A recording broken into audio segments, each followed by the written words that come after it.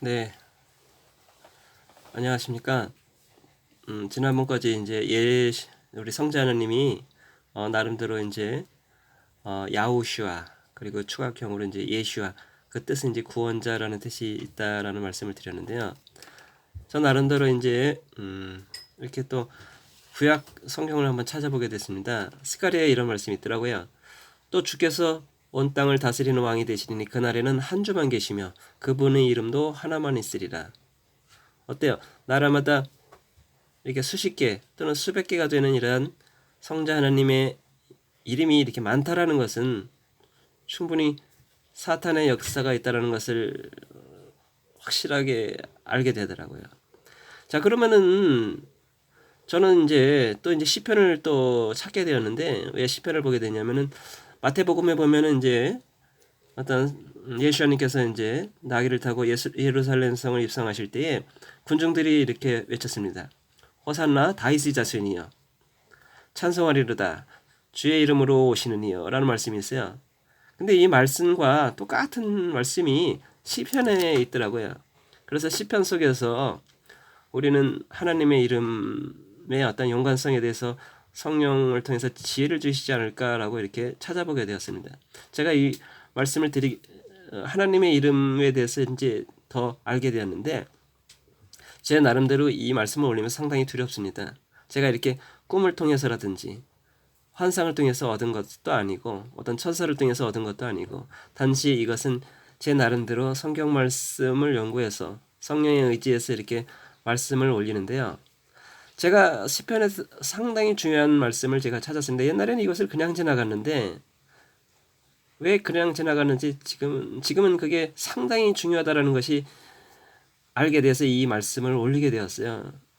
자, 예수님 어떤 성자 하나님 이제 우리는 그것이 정확한 이름에 대해서 우리는 나름대로 기도를 통해서 얻어야 된다고 말씀드렸는데 저는 하나님에 대해서는 사실상 그냥 넘어가려고 그랬어요. 왜냐면은 하나님의 이름은 사실상 어떤 이렇게 있듯이 유대인들도 이것은 모음이 없고 그래가지고 지금도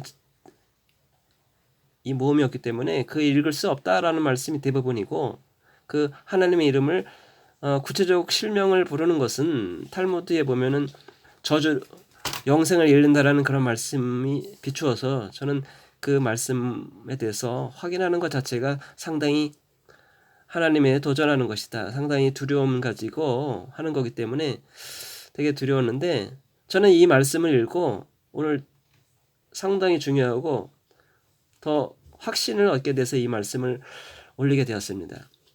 자, 여기는 네모라고 쓰여 있어요. 근데 성경 말씀은 여호와라고 쓰여 있어요. 보통 여호와라는 네모라는 이름의 주만 홀로 온 땅에서 지극히 높으신 분이심을 알게 하소서. 어때요? 하나의 이름만 있다라는 얘기죠. 하나님의 이름도. 근데 우리는 나라마다 다 다르죠. 하나님의 이름도.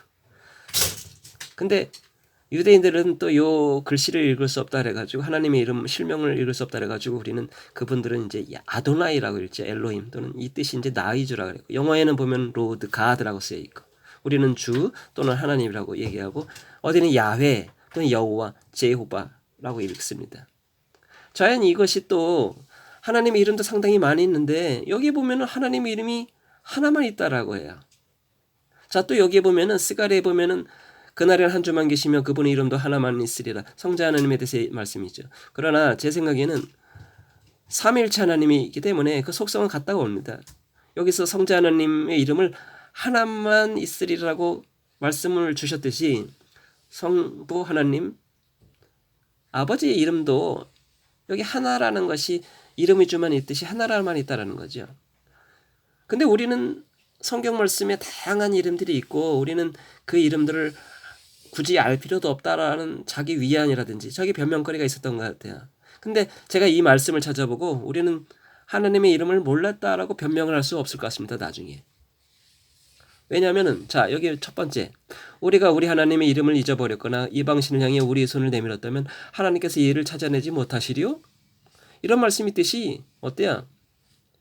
우리가 하나님의 이름을 잊어버렸다고 변명할 수 없다라는 말씀이에요. 맞죠?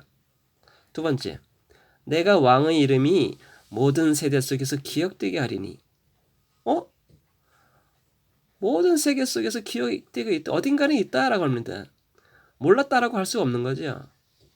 지식이 부족하여 너희가 망하는도다라는 말씀이 있어요. 진리가 너희를 자유케 한다 그랬어요. 그것을 모르는 것은 왕의 이름을 몰랐다라는 것은 우리가 관심도 없었던 것 같고 사랑도 부족했다라는 결론을 내릴 수밖에 없는 거다라는 거죠. 우리가 찾지 않았다라는 거죠. 결론은. 하나님을 찾지 않았다라는 얘기죠. 있는데 우리가 찾지 않았다는 거죠. 세 번째, 어떤 자는 말을 신뢰하나 우리는 주 우리 하나님의 이름을 기억하리로다. 어때요? 하나님의 이름을 기억한대요. 몰랐다라고 변명할 수가 없는 거죠. 모험이 없어서 읽을 수가 없었다라고 말할 수가 없는 거예요. 아브라함의 계통의 자손들은 비록 글씨 속에 모험은 없더라도 그 세대와 세대를 거쳐서 그 구원의 하나님이신데 그분께서 모든 것을 다 주시는 그 하나님인데 그분의 이름을 몰랐다라는 것은 변명할 수가 없는 거죠. 자, 그럼 저는 나름대로 내 머릿속에 들어가는 이름이 어떤 결론을 얻었냐면은 야호와라는 결론을 냈습니다. 자, 왜냐하면 요거는 다 자, 히브리 성경에 이렇게 쓰여 있어요. 근데 이제 유대인들은 그것을 실명을 읽지 않고 그냥 아도나이라고 읽어요. 엘로힘. 이것은 이제 나의 주라는 뜻이죠. 뜻은 어때요? I am that I am이라고 쓰여 있어요. 나는 스스로 있는 자이다. 추각형은 뭐라고 부르냐면 야호와. 요게 추각형은 이제 시편에 보면은 킹 제임스에서 시편 68편 여기 보면은 야라 그래요. 야. 하나님의 이름이 야라고 나온대요. 야래요. 저는 이 말씀을 보고 상당히 지금 오늘 회개해야 할 것이 생겼는데 저는 보통 아랫사람을 부를 때에 뭐 이름을 모른다든지 함부로 부른다든지 화날 때 짜증날 때 보통 야라 그러죠. 야. 상당히 이 말씀을 보고 상당히 저는 10계명을 매일매일 어겼던 것 같아요. 저는 회개할 게 갑자기 생겼는데 너는 주 내 하나님의 이름을 망령되이 일컫지 말라. 또는 어떤 성경에서는 너는 주 내 하나님의 이름을 헛되이 취하지 말라라는 말씀이 있어요. 이 말씀을 보고 저는 우리 한국 사람들이 특히 이제 야라고 많이 하는데 상당히 이제 회개해야 될 것 같습니다. 여기 뭐 확인할 건 없는데 사실상 이것이 그것이 이제 연관되더라고요. 근데 또 미국 사람들은 어떻습니까? 화날 때, 짜증날 때 갑자기 예상도 없던 일이 생겼을 때 어떠 그래요? 오 마이 갓 또는 오 지저스이라고 하죠.